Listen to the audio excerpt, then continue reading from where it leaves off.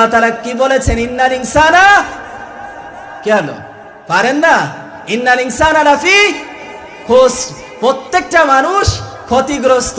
কারা ব্যতীত? যারা প্রথমে কি করছে?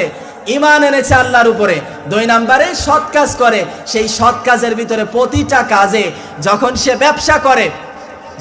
ব্যবসা করে, চাকরি বাকরি করে, শ্রম দেয়, প্রতিটা কাজে যখন সে চিন্তা করে যা কেউ না দেখুক আমার রব দেখছেন, কেউ না দেখুক আমার আল্লাহ তাআলা দেখছেন, সুতরাং আমি কি করব না? খাদ্যে ভেজাল দেব না, দুর্নীতি করব না, মানুষের উপরে জুলুম নির্যাতন করব না।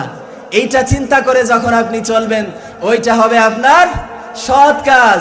কিন্তু এটা করেন, আমরা কি করি? আওয়ামী লীগ নেমে গিয়েছে, এখন আমাদের দায়িত্ব হলো সাদাবাজি করা। কি? আওয়ামী লীগ নেমে গিয়েছে, আগে ওরা মানুষের ঘের বাড়ি দখল করে খেত। আপনাদের এদিকে ঘের বাড়ি আছে? মনে হয় নাই।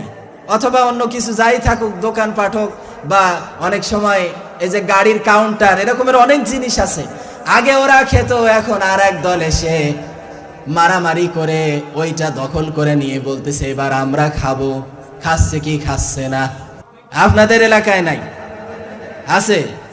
এই কাজগুলো সব জায়েজ না? কে হালাল না সব?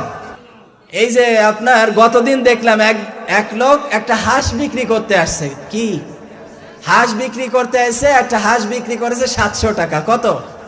700 টাকা। তার কাছ থেকে 300 টাকা সাদাবাজি করেছে। জোরে বলি আল্লাহু আকবার। কে? নাউজুবিল্লাহ বলবেন না?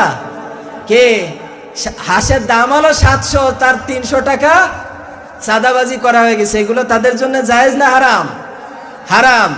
এই মানুষগুলা যারা এরকম চাঁদাবাজি করতেছে, জুলুম করতেছে, হত্যা করতেছে, ধর্ষণ করতেছে, এদেরকে